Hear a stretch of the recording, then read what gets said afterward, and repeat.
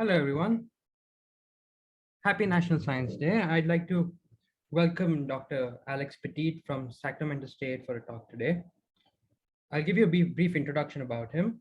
He's an assistant professor at Sacramento State University in the Department of Physics and Astronomy, and he works on galactic morphology, interstellar medium, and the Milky Way. He numerically simulates galaxies and compares them with experimental results to learn more about them. Thanks for being here, Dr. Alex. You can start your talk now. Okay, brilliant. Thank you. Well researched. So you to know who I am. Thank you very much for the invitation, everybody, and for staying up late, I think, to listen to me today. I'm in the office at 8 a.m., which is not super unusual, but it's nice and quiet here, I have to say. Oh, I need to be able to screen share. The host has denied me the ability to share my screen.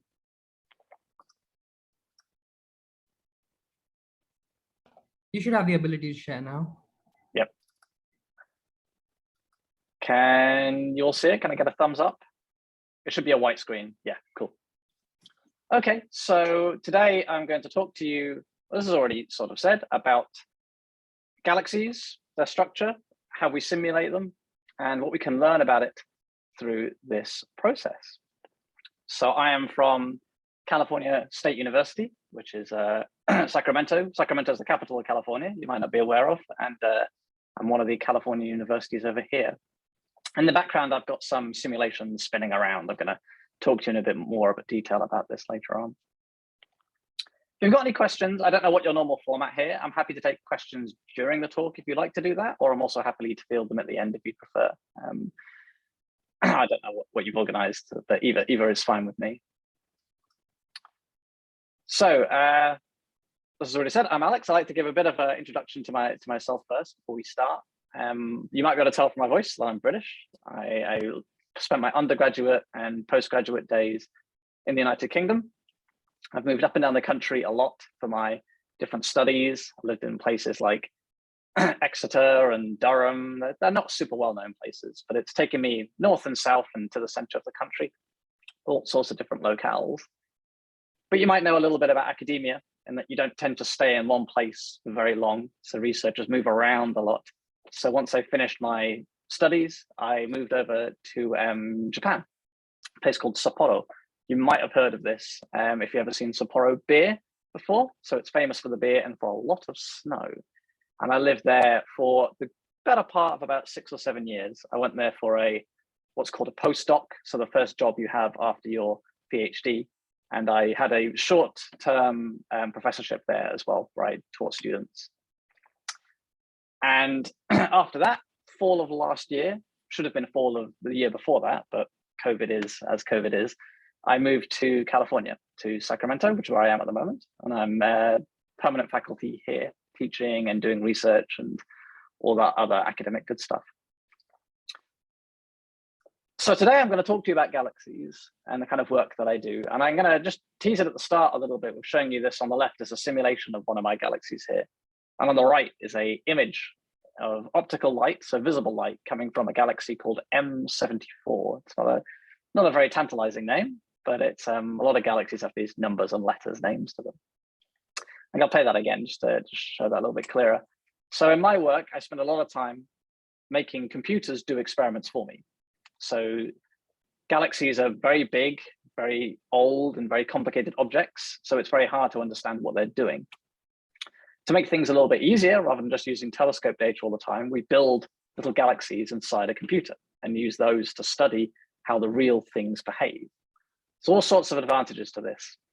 We have a lot more control over it, and we can try all different types of galaxies over and study them for millions and millions of years. Whereas for the things in the night sky, we have a lot less kind of control as to what we're looking at. And it's a lot harder to delve into the nitty-gritty details of what a galaxy is doing just through looking at it through a telescope. So why do we care about galaxies in the first place? Here's another beautiful picture of what we call a barred galaxy. So there's this long thing in the top right, it's called the bar of the galaxy, this kind of orangey thing, the long rectangular almost shape, and these beautiful things coming out of it from the center are called spiral arms. I'll talk about this in a bit more detail later on. But why do we care about this thing? Why should you study this? why should I study this? Why am I spending taxpayers' money on looking at this thing? So a galaxy is kind of like an engine in a sense. Takes in fuel. In this case, it's gas, effectively. Hydrogen, helium, that kind of stuff. Galaxies are full of it. About 10% of their mass is gas. And they take in this gas and they transform it into stars over a process that can take a few million years or so. And in doing so, they are kind of like a little factory or an engine. They take in this gas, they churn it away, do some physical processes on it, and they spit stars out the other side. So galaxies are sometimes referred to as star formation engines. They're colossal machines, in a sense, that build stars. And in doing so, they take these huge amounts of gas. There's a beautiful picture up here of a very famous collection of gas in interstellar space. You've got these beautiful hues showing where the young stars are being formed, and the darkish bands here are dense collections of dust, like little solid particles that are very good at blocking out light. So these big clouds are humongous structures, millions of miles across in their size. And within them is where stars are formed. So these giant clouds of gas are the birthplace to young stars, like clusters of very young stars. So the brighter bluer regions in this picture is the gas being ionized, so being stripped of its electrons by the radiation from these young stars. So these young stars spit out a lot of heat and light, and that interacts with the gas and illuminates it in these beautiful colors that you see here. And I probably don't need to tell you that it's important to understand how stars are formed, because if we understand how stars are formed, that tells us a little bit about how planets are formed. You might have seen this image before. This is a very famous image of a disk of material around a star. So right in the center of this disk, that bright orange yellowy part is a young star being formed, and around it is a disk of material that is slowly going to accumulate into planets over the next few million years or so. So if we understand how stars are being formed, that tells us a little bit about how planets are going to be formed, which is obviously important, because as humans, we want to know what makes a planet, right? What determines the properties of planets? Because ultimately, this tells us about life, right? If we know the conditions on planets, we know a little bit about the life that is found upon those planets. There's kind of like a ladder here. If we understand how a galaxy forms, that tells us how it builds up its big collections of gas. If we know how it builds up its gas, we'll know about how that gas will form stars. Those stars will tell you about the kind of planets they'll form around them. And those planets will obviously be very important for us as humans. We like to know about the properties of planets and whether they could host life or not. It's a bit of a justification as to why it's important to understand galaxies, because it all feeds down. The conditions of the large scale determines what's going on smaller and smaller down as you get to tinier and tinier sizes. So how do I do it? So I can't go and stare at a telescope for billions and billions of years to see it change. Galaxies are so big and so old, you'll have to watch them for hundreds of millions of years to see them change. They're just too colossal and too far away to see a big difference. And that's why we use computers, because we can make a kind of a toy version of it, put it inside a computer and study it. So I spend a lot of my time writing and analyzing code that replicates how that galaxy should behave. That code is then sent off to a very expensive computer in a bunker somewhere. So I use supercomputers in Japan and America and Canada and England, huge collections of tens of thousands of CPUs that we have to apply for time for and justify the use. Send it there, cross your fingers that you don't get anything wrong, wait for a month or so to hope that it all comes out right the other end. I didn't get a 0 and a 1 mixed up somewhere. And at the end of it, I should hopefully have a galaxy fit enough to do research on, that it's there to answer some problem I've posed when I set up this simulation. So I've had some idea, put the galaxy together and let it evolve for a few hundreds of millions of years, which takes an order of a month or so, and then study it out the other end. So when I do this, what do I have to consider? I don't just like cross my eyes and put some random numbers in. I have to think a little bit carefully about the physics involved, right? So I've got to take my time here. Otherwise, There's a phrase in computers that's garbage in and garbage out, right? If I set up the condition badly, I'm going to get rubbish out the other side. So you have to be very careful about how you perform these simulations. First and foremost, you don't have a galaxy without gravity, right? The simplest thing, it has to gravitate. If it doesn't, stars are all going to fly out and it's not going to behave as you expect it to. So a simple thing, it has to be able to gravitationally attract itself. But remember I said there's a lot of gas inside these galaxies, right? There's about 10% of their mass. And this is what forms your stars. Well, gas is basically a fluid. It's just a very thin fluid. So I model the gas using hydrodynamics. The hydro there means like a fluid. The dynamics is how it moves. So there are equations of hydrodynamics in there that govern how the fluid of the gas should behave. So it's a response to its pressure and its temperature. What is its density going to be? Where is it going to move? That kind of thing. It's very different to solid particles if you think about it. Like one dot and another dot will interact via gravity, but a fluid will distort and compress and change its density. You've got to take these sorts of things into account. But then you need a way to get the temperature of the gas right, because there's a lot of processes going on out there in space that alter the temperature of the gas. It's not all about 2 degrees Kelvin, which is sort of the temperature of space. It changes in temperature depending on how much gas you have, due to a whole host of reasons that I'm not going to go into here. But suffice it to say, you need to be able to model the kind of temperatures you expect in different regions of space.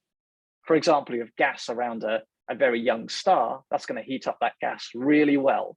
So you're going to have to take care of that effect somehow. And lastly, you need to actually be able to model these stars as they form. Okay, so the gas will be forming stars over time. Well, when should it form stars? How many should it form? How long will those stars live for? Will some of them eventually go supernova? I think everyone might have heard of a supernova before, right? Giant colossal explosions in interstellar space. When that happens, it's going to affect your galaxy. So you need to incorporate that kind of effect, a big explosion basically going on. How do you model how the energy is going to move as a result of something like that? This is a broad idea of the kind of things we have to take care of. There's some other things in here as well, but these are kind of the 4 of the most important ones you need to take care of when you do this sort of thing. So when asked to give this talk, I was asked to give a little bit of an overview of the method. So I've got a couple of technical slides here about how I actually do this simulation that I think some people might find interested. If not, don't worry, in a few seconds, I'll go back to pretty pictures. But I do this whole thing of simulating what a galaxy is in a method called smoothed particle hydrodynamics. Just to break that apart for a second. Hydrodynamics, I've already told you what that is. That's the fluid moving around. Particle means I break the fluid up into lots of different little bits. So this picture down the bottom here, these gray dots represent little packets of fluid. But we know that fluid isn't really dots separated this amount. There's some forces to it, some of it is bonded together. So the smoothed part refers to their properties are sort of smoothed across to their neighbors in a bell curve kind of fashion. So you take the properties of these particles, the yellow ones in this picture at the bottom, for example, and you smooth their properties across, and you sort of take an average, in a sense, of all the particles around. And that's essentially, in a nutshell, what the method is. To give you a little bit of an example of how something is actually calculated, say I want the density of my fluid, so rho of some position r on the left. So the density in your fluid somewhere, you would find this out by adding up, that big sum is addition, right? Of all the little masses, the m there, of the neighboring particles with some kind of weighting. So some maybe Gaussian weighting to its neighbors. That big W is what that means. So in this picture down the bottom, maybe I want the density at that blue circle. To get that, I would take the masses of all those green particles and smooth them across and add all their contribution up where that blue circle is. And in a sense, that's how the method works. And you can do this for other properties, not just density, you can do it for velocities, energies, all sorts of properties. You take this sort of average, which smooths things out in a kind of fluid-like fashion.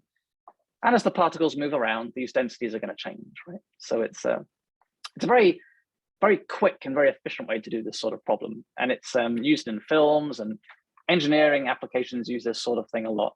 And it's now at the stage where video games are just about starting to use this sort of technology. It's usually a bit too computationally complex, but now they're fast enough where they can kind of do this thing for like the body of water in a video game, which I think is pretty cool that they're getting to that kind of speed. So that's how it works. There are other methods, but this is what I tend to use.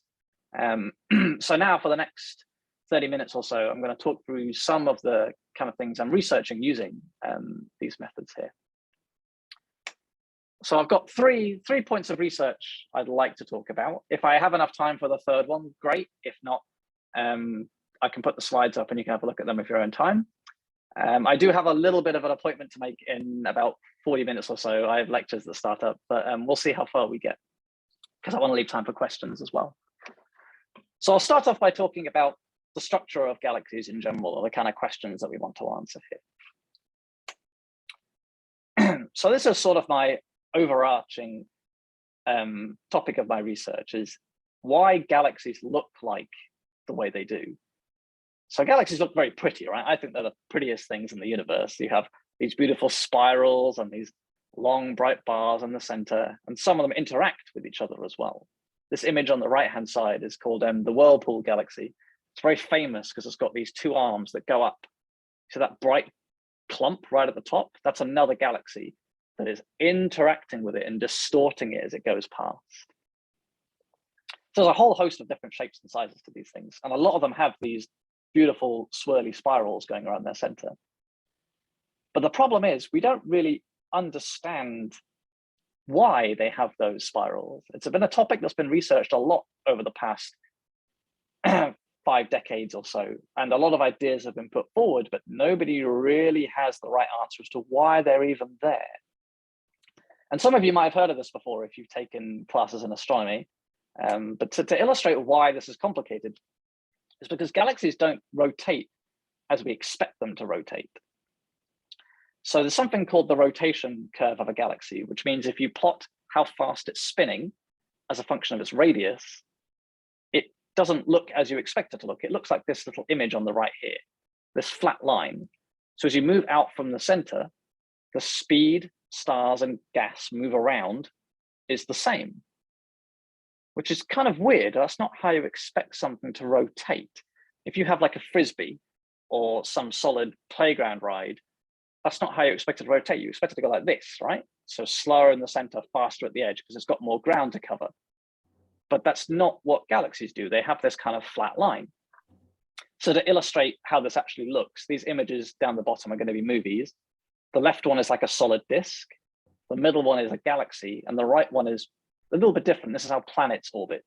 You've maybe heard of Kepler's laws before. Planets go very fast around the center of an orbiting center of mass and very slow around the edges. So if I animate all of those together, the one on the left is the Frisbee. It's just solid, right? It doesn't really change. These are stars moving around, by the way, these little black dots. The one in the middle is the galaxies, this flat rotation. And the one on the right is how planets orbit around some center. So they're really, really slow at the edges because of something called Kepler's laws. In the center, they're super fast. But galaxies have this weird kind of middle ground where they're not really like solid objects and they don't really rotate like planets. Quite why they do this is a bit strange. We don't totally understand. We're pretty sure it's got something to do with dark matter, but this is also has problems for spirals on galaxies. Because if they rotate like that, faster in the middle than at the edge, that means any spiral that you draw on it, say you take a picture of a galaxy and just draw 2 spirals on it, if it rotates faster in the middle than the edges, that pattern is going to wind up, right? If it's not rotating like a solid object, if the middle rotates faster, it's going to wrap round, like a tetherball wraps around a post as you hit it. So these little movies down the bottom show you what's happening here. So the one on the left is like a Frisbee or a disc or a plate. I've drawn spirals around it and it rotates and there's no problem. But on the right is how a galaxy actually rotates. Those spirals wrap around very, very quickly, on the order of like a few tens of millions of years. It's a very quick process. But this is a problem because we see spirals in all sorts of galaxies very, very frequently. If this is what was really happening, they should all wind up really fast and we would hardly see any spirals around. So something else is going on to maintain these things. There's some mechanism needed to regenerate them, or they're not behaving like we expect them to behave. the historical argument is that we're thinking about these wrong. They're not like fixed things in a galaxy that are always there. They're what we call over densities of stuff. So they're places where there's just a lot of stuff at one given point. But the stars don't live there the whole time. Stars and gas come through that arm and then they leave on the other side. So they can keep this strange rotation, and the spiral arms can just move at whatever speed they please like. So for example, they're very similar to a traffic jam on a road, right? If you know anything about traffic jams, they're just kind of collections of lots of cars at one instance. Maybe someone braked really, really hard one time and they slowed all the traffic down. People tend to move out of the front of traffic jams and come in the back. But the jam stays there and moves along very slowly, but cars exit and they enter it. So at the top here is a traffic jam where you've got 3 cars here. The white one is left and the red one is coming in. On the bottom is at a later time. The white cars move along. The blue car will finally exit the traffic, but the yellow and the green one are stuck there still. Now the red one will enter from the back, and the white one, another white one comes along from this side. So this collection of cars still marks a place where there's a high density of stuff, right? There's lots of cars at this point. Whereas they've still been allowed to leave. There's still a flow of stuff through this, but it's not the same stuff all the time. And we think this is one way people try and explain what spirals are. They're just places where lots of stars are spending a lot of time, but they can still flow through, maybe speed up a bit as they leave, and they keep that rotation that we expect the galaxy to have.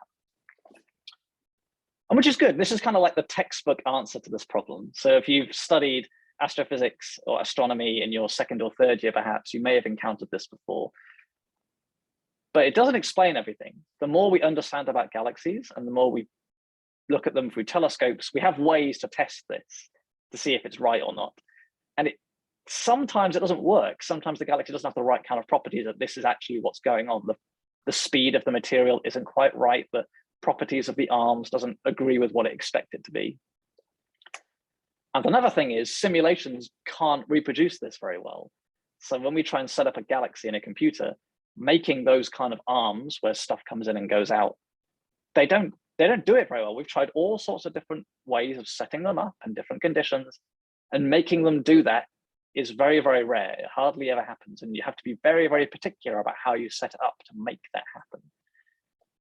So at the bottom here is a simulation of a galaxy that I've set up. It's 2 images. It's the same galaxy. I've just split it apart into its stars and its gas. Normally, when you run this, they're on top of each other and they move and evolve with each other. I've just split them up to make it clear about the different pieces. So if you watch this stuff as it rotates and evolves, you've got the stars are very smooth, the gas is kind of bitty and filamentary. If you look at the arms, they're very dynamic, right? They do wind up and they do dissipate a little bit. I'll play this a couple of times.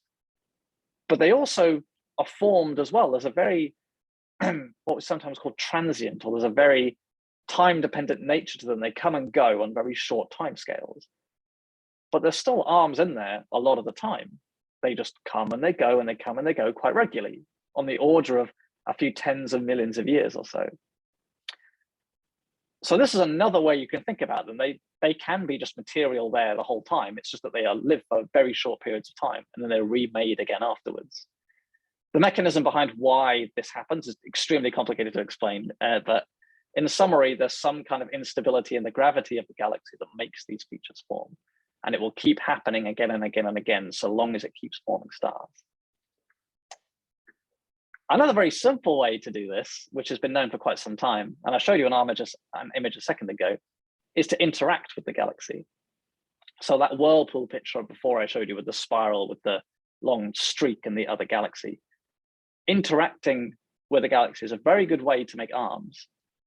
So if you heard about tidal forces of the moon on the Earth, it's a similar sort of thing. The companion comes around on the tidal forces to stalk the galaxy. But because the galaxy isn't a solid object, it deforms in a much stronger way. And you can pull material apart and it will wrap around and form arms later on. So this image on the right here is a galaxy in the middle, and a companion is going to come in from the top. And its gravitational, there we go, sorry, on the right, there it goes. Whoop. And its gravitational force distorts the galaxy as it comes past. And it generates this beautiful spiral structure, and it lasts for quite a long time, and it is like a wave. Can you see the material is sort of flowing in and out of it? It doesn't look like a fixed structure. It looks like a kind of a wave like you see in water on a beach. Play it one more time. So this is another kind of mechanism. So we can have them as like very steady, regular waves, these transient or these very short-lived arms, or you could maybe generate them via interactions with the galaxies. So in my work, and I'm not going to dig super deep into the details, I've done some studies trying to test these different mechanisms of galaxies and how they form arms. So on the right here are pictures of one you make with one of these steady traffic jam-like waves. The second one is one of these more short-lived spirals in a galaxy. And the bottom one here is something made by an interaction.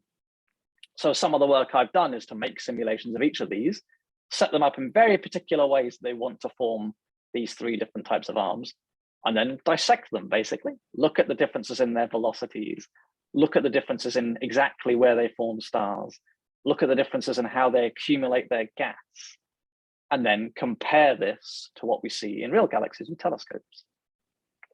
So I didn't put a lot of the results here for this, but what we find is it's actually very hard to try and find a difference. So all of them tend to result in the same sort of features. So they might look slightly different to look at them, but when you start digging into the details, they're really similar in terms of how many stars they form and how dense the gas gets. And it's very hard to take apart one thing that says, that galaxy formed an arm like this.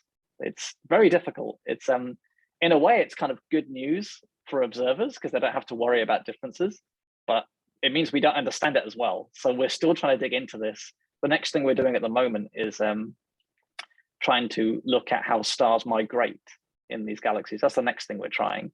So stars don't always stay at the same radius. They move in and out a little bit, depending on large scale features. They migrate inwards and outwards.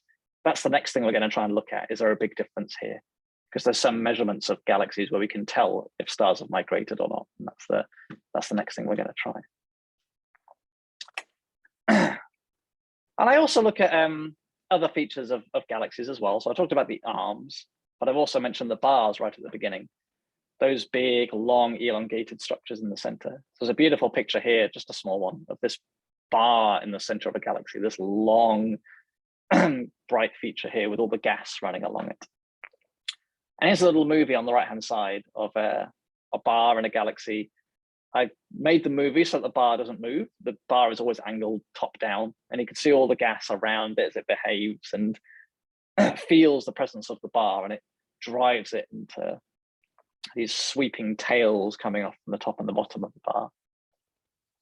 So I study these a little bit as well. And some of the recent work I've done looking at these has been to study how they behave if the galaxy is interacted with. So I talked about interactions already before. I kind of like interactions of galaxies. I think they're really cool. They make some beautiful images and some of the craziest things in astronomy when they eat each other up and what we call cannibalize two galaxies together as they really destroy each other's structure. So here are some movies of a galaxy that wants to form a bar and how that bar changes depending on if the galaxy is nice and lonely in space, if it's just on its own, if it's been interacted with by a small galaxy, or it's been interacted with by a large galaxy. So each of these kind of events might distort how it evolves and how it's going to form that bar. And I've shown them in a similar sense to before. So the stars are on the left, the gas is on the right. In reality, remember, these are simulated exactly at the same time. I've just made pictures of each one separately so they're easy to look at. Or I do them all at once. So the isolated one, maybe take a second to look at one, I'll play it a few times. So the middle one and the bottom one have been interacted with, and it triggers different kinds of structures in each case. The outskirts in particular are much more dynamic. And the one at the top is just forming on its own. So you can see some differences in each case. There's a point here where the companion is very massive and it does make a big difference. But for the middle one and the top one, giving it a little shunt with a companion didn't do a huge amount. It changed it a little bit, but it didn't make a huge difference. I'll do that once more. You just about see the companion go off to the right-hand side as it comes and sweeps past.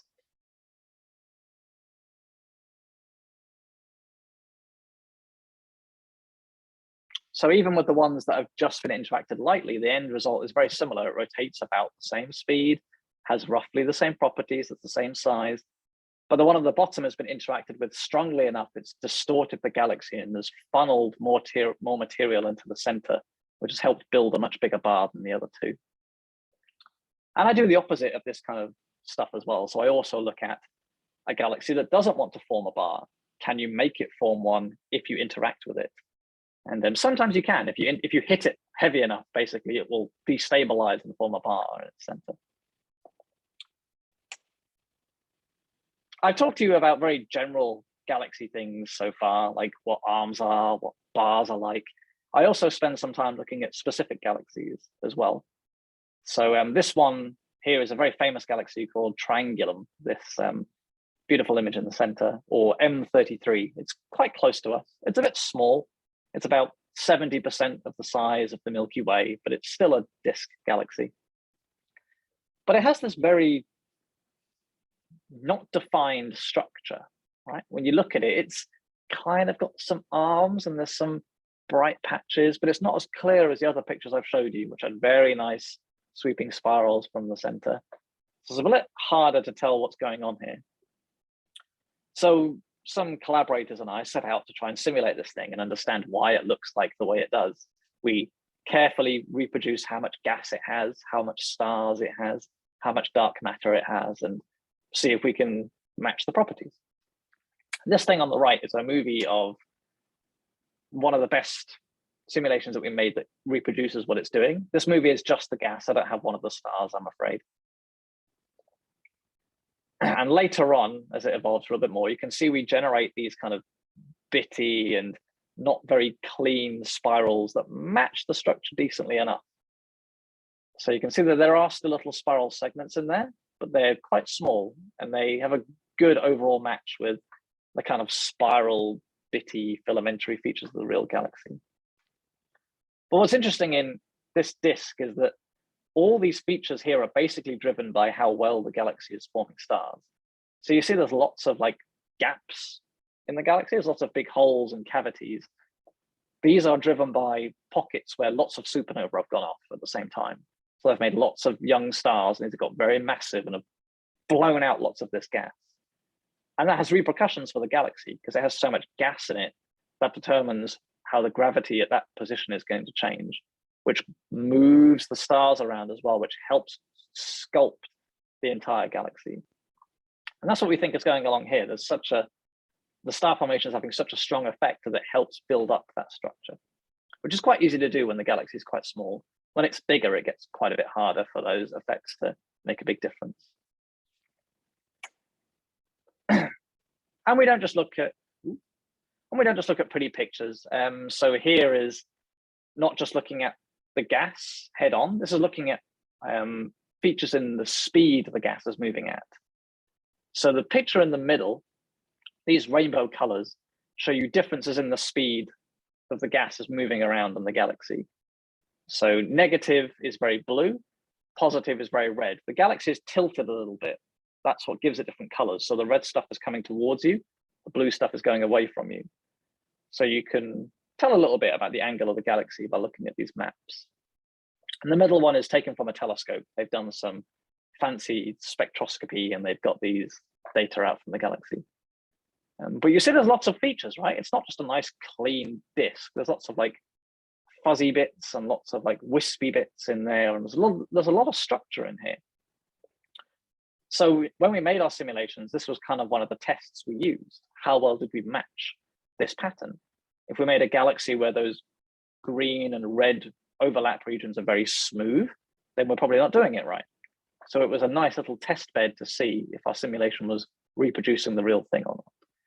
And this image on the right is the one from that galaxy I just showed you in the movie. So it matches pretty nicely how the differences in structure are in different radii of the disk. So this is a an example of where simulators need to make sure they're doing the right thing, right? If we didn't look at this and it turned out it didn't match at all, you'd have to stop and say to yourself, oh, why doesn't that work? What are we missing? There's some physics or some assumption we've made that means we're not getting the speeds of the gas right, which is probably wrong. And we need to go back to the drawing board. Okay, so I've spent a bit of time talking about the structure of a galaxy now. We're going to delve in a little bit deeper and pick apart more of the smaller scale gas in a galaxy. So not looking at the whole thing, dig down a little bit and try and understand more about what the gas is doing inside the galaxy. So galaxies like to form stars, right? I mentioned they were these star formation engines, but we want to know how well they form stars. So why do some galaxies form stars better than others? A very simple relationship that has been proposed in the literature is that more gas equals more stars, which kind of makes sense, right? If I've told you gas is the fuel of the stars, you'd expect if a galaxy at a certain location has more gas, it will form more stars. This plot down here from Frank Biggill in 2008 shows that relationship. So how much gas a galaxy has along the bottom, or the gas density is technically what you look at, how much gas per unit area in a galaxy, versus how well it's forming stars. So it's star formation activity on the vertical axis here. So how many stars in 1 year in one patch on a galaxy does it form? Things high in the plot forming stars very well, things low in the plot are forming stars very slowly or not at all. And all these data points on here and all these colors are different galaxies, different regions inside one galaxy, dwarf galaxies, very large galaxies, a huge collection of data here. And you'll see it sort of matches-ish with a nice straight slope, kind of. So it does seem to show that more gas equals more star formation, which is sort of what we expect. But it's not super clean, right?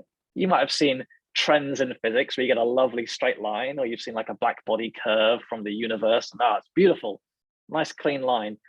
This is a trend, but there's a lot of scatter, right, all along this line. And at the bottom, it also drops off the bottom end. Like it doesn't follow a linear curve even, it sort of almost has like a bump as well, partway up. So there's a lot going on here. It's clearly not just more gas, more stars. There's something else at play, at least one other thing. There's probably a lot of things at play, changing how well a galaxy forms stars. So a lot of my work, especially recently, is trying to pick apart why some galaxies sit in certain parts of this relation. Why are some of them very good at forming stars? Why are some of them not good at forming stars?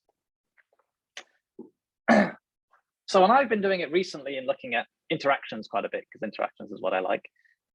This galaxy on the right here is similar to the interaction simulations I showed you earlier, but there's a lot more physics going on in here. So the galaxy is forming stars, and those stars are spitting energy back out into the gas around it. So it's a bit juddery, but you see the effect. The companion comes in from the right, goes down to the bottom and distorts it again, similar to before. But all the time in the background that you can't really see it is the galaxy is forming stars depending on how it's changing in structure. So the image on the bottom left here shows you the kind of thing that the Hubble Space Telescope would see. So these are the stars formed inside that galaxy, and they're colored by how massive those stars are or how young those stars are. So the blue patches are regions of very, very active star formation. There's lots of young blue massive things. They're yellowy reddy or yellowy greeny parts of older stars. They haven't been formed very recently. They're a little bit older than the rest. So you can see here, all of the bluest stuff is right along the arms. These are the locations where we have the biggest amounts of density accumulated in one place. So that kind of makes sense. So this plot on the left shows the rate of star formation over time. And the red line is kind of what you want to look at. So this is how many stars the galaxy has formed in a year. So on average, a galaxy will form one star a year. It's not a very high rate, but that's what the Milky Way does. There's about 1.5 stars a year that a galaxy makes. And this is the plot for that galaxy I just showed you. So it starts off about 1.5, 1-ish. And when it spikes up is when the interaction happens. So the companion galaxy comes in, distorts it, and we have this really big boost in how much stars the galaxy forms. And it oscillates a little bit and slowly trickles back down to its value before the interaction. So the effect of being interacted with is clearly making it do something in terms of its star formation. It triggers a burst of new stars. So as you give it a bit of a kick from gravity, it suddenly spits out a lot more stars. You're helping it form more stars by interacting with it. The plot on the right here shows that amount of gas versus how much stars it's forming. That's the same as the plot I showed you from before. And the red diamonds on here are that interactive disk. So the red diamonds are the same as the red line on the left. The blue and the green are for more normal galaxies that aren't being interacted with.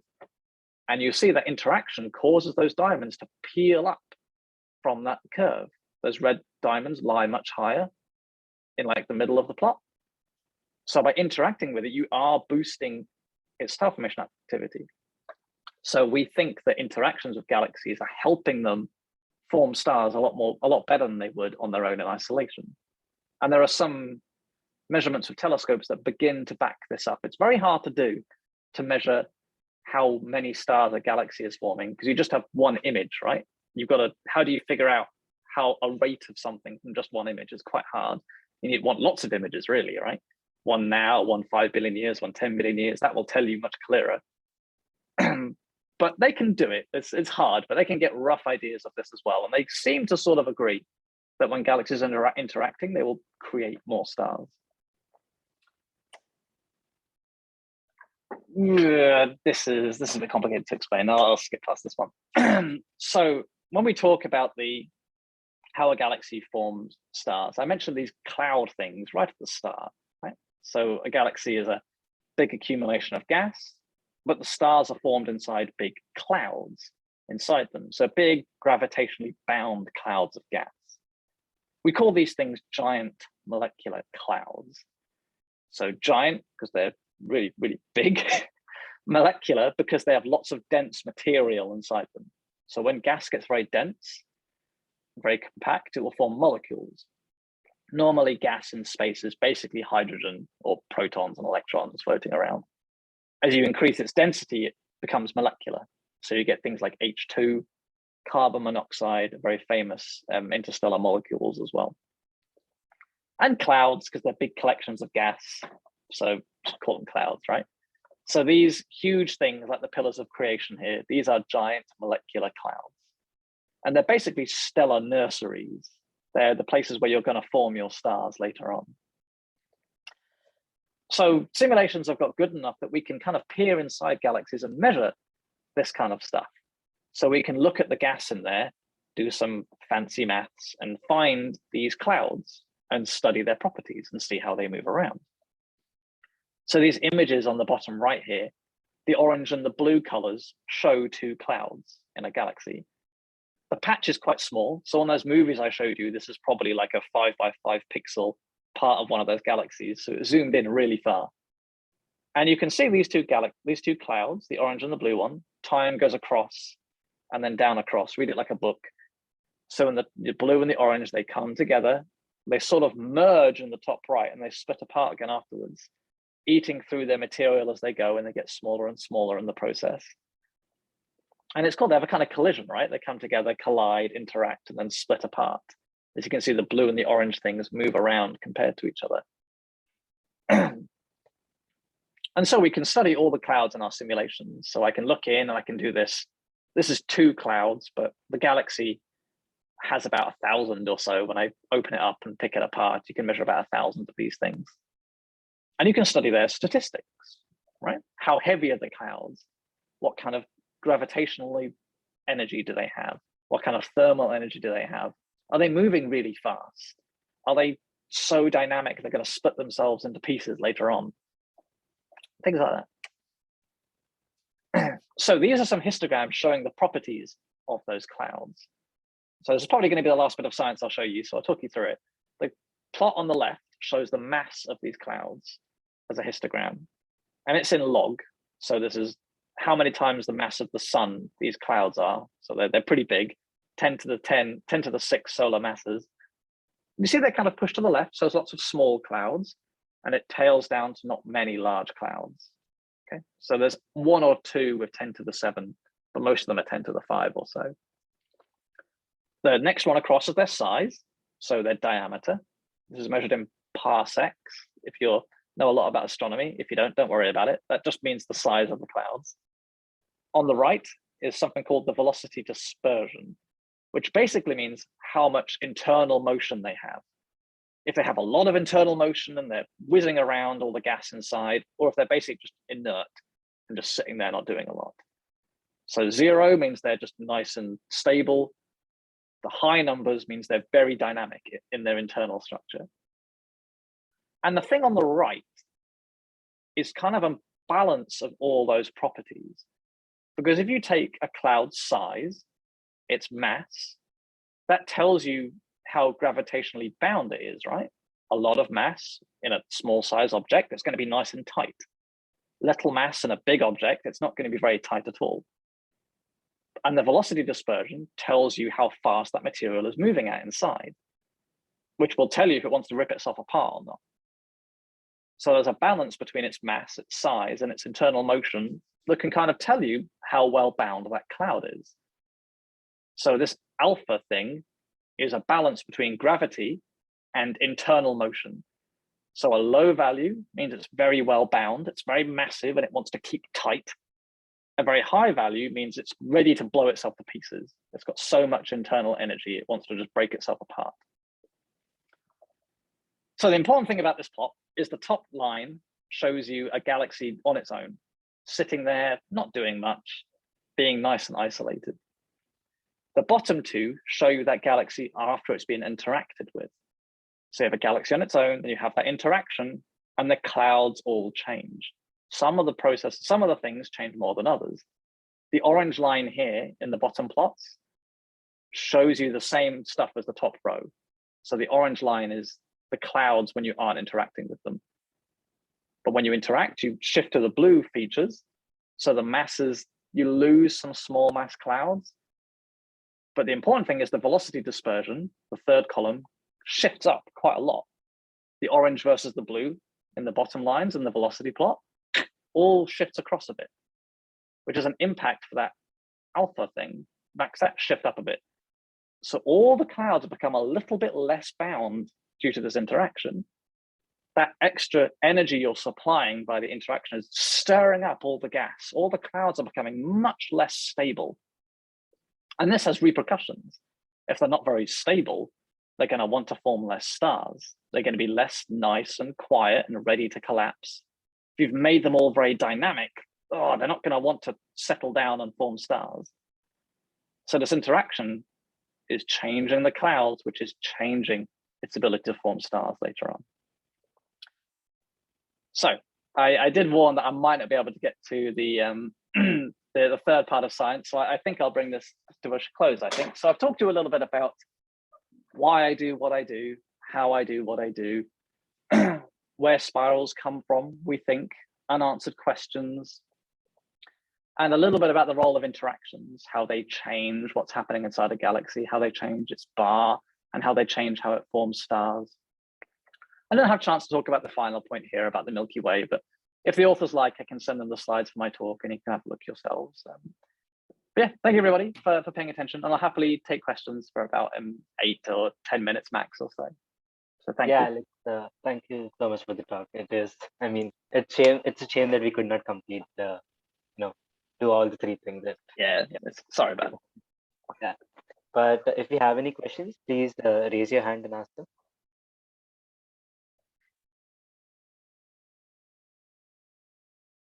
If you don't, I have many, so I'll Okay, Abdul, you can unmute and ask. Hello, Professor. Am I audible? Hello. Hello. Yeah, you're audible. Atul. Yeah. Yes, I wanted to ask like that, is there a relation between like more dense galaxies forms like more number of stars, or it's nothing like that?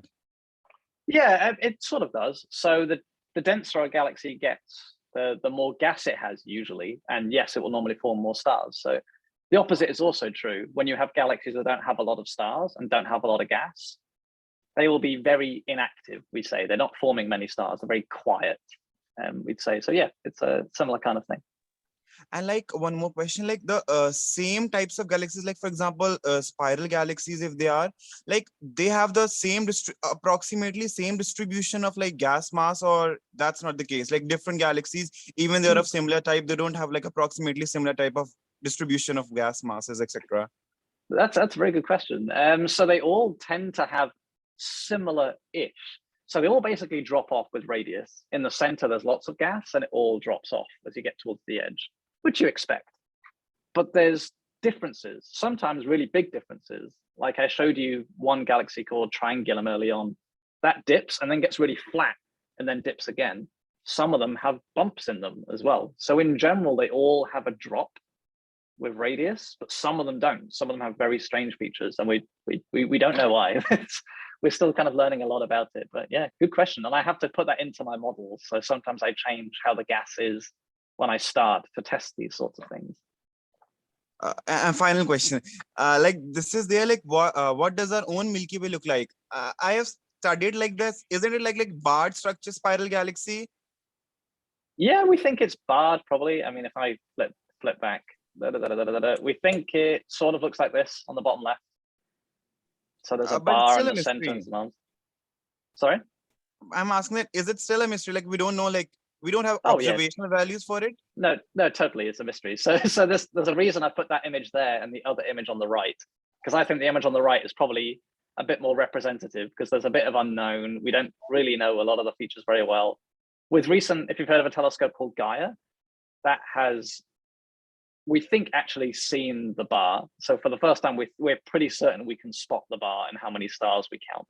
We think. Some people argue that the data is not good enough, but we are pretty certain there's a bar there now. It's just trying to find everything else is quite difficult.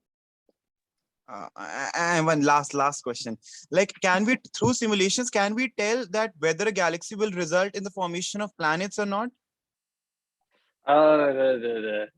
It's hard. People are trying, but to get that, eventually we will. Right now, not really, because you have to go from such a large scale to such a small scale in your simulation that there's so many steps that have to be made.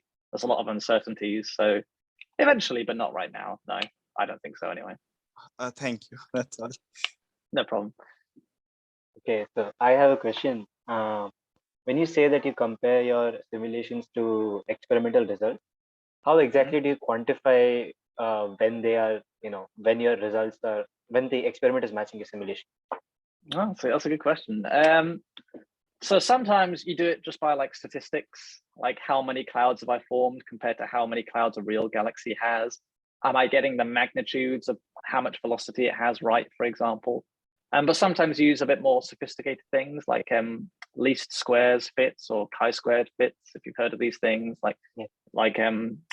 or some people use machine learning sometimes to fit it. I've not really tried that before, but some people do. They'll test their galaxies, especially with the Milky Way stuff these days.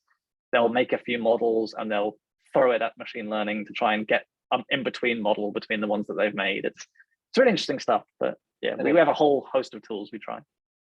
Right. And one more question. So when you said that there is a companion galaxy that interacts with another galaxy and that results in some, very interesting stuff. So instead of a companion galaxy, can we have a companion black hole, a supermassive black hole? Is it at that scale, or? You could, but it's very unlikely. So black holes, yeah, and we think it happens quite frequently actually, that there's black holes that are around in that wide orbit of the galaxy. But to have a supermassive black hole, these only really exist at the center of other galaxies. So to have one of those naked, as it were, would be very unusual. They normally have a whole galaxy around them. Right. Okay. No problem. Arhan, you can ask the question, I think. Actually, there's one in the chat which I'd like Alex, answer first. Okay, I'll have to take a second to read it.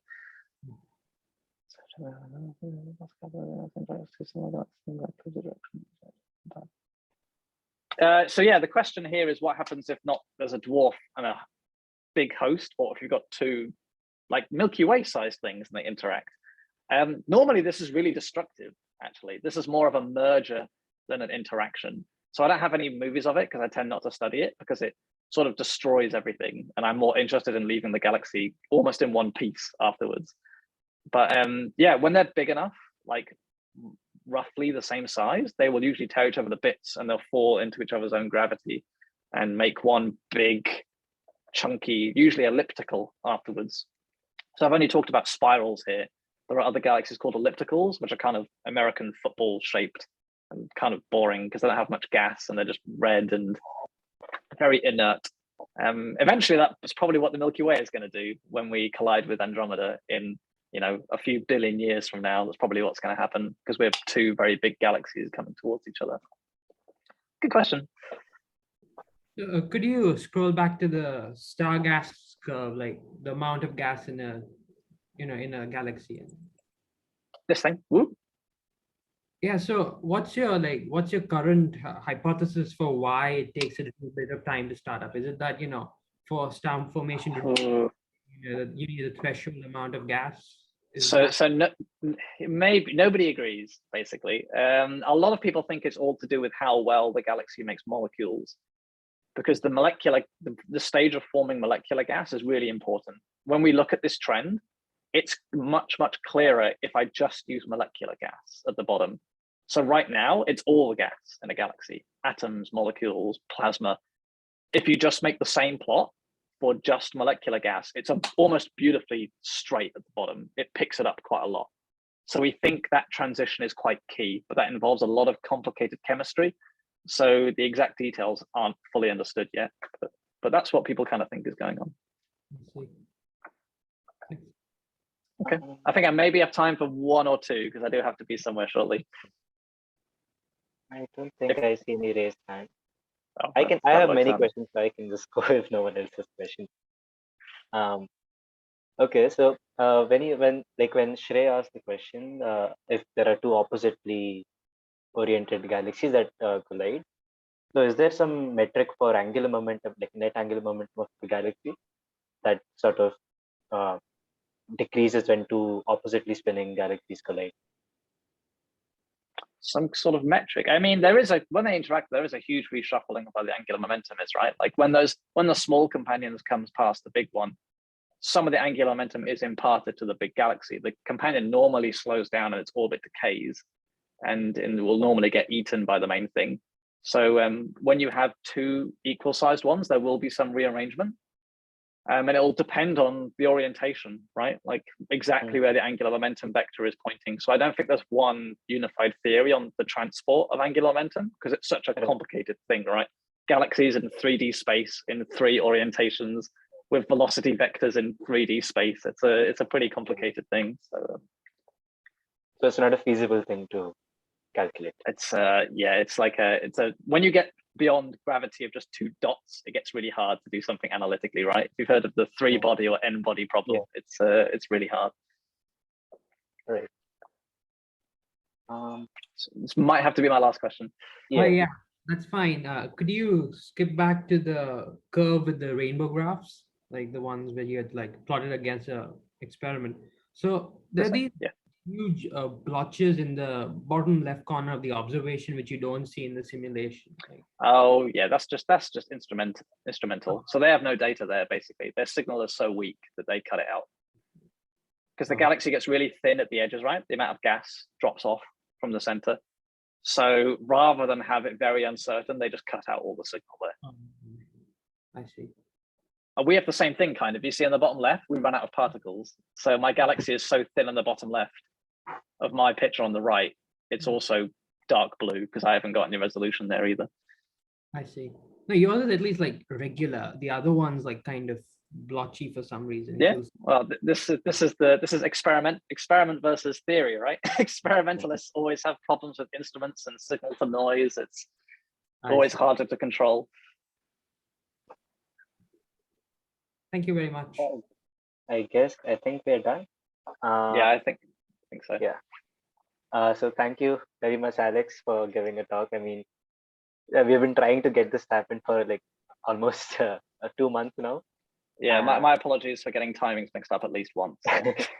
Yeah, I mean, but then I mean the talk was amazing, and if you could come back again for continuing and talking about the Milky Way, that would be amazing. So Okay. yeah, maybe something for the future. Okay. Okay. Thank you very much for having me. It's been a pleasure. Yeah. Lots of good questions as well. I'm impressed. Yeah. Okay. Okay, enjoy the rest of your days. Thank you again. Thank you. Bye, everyone.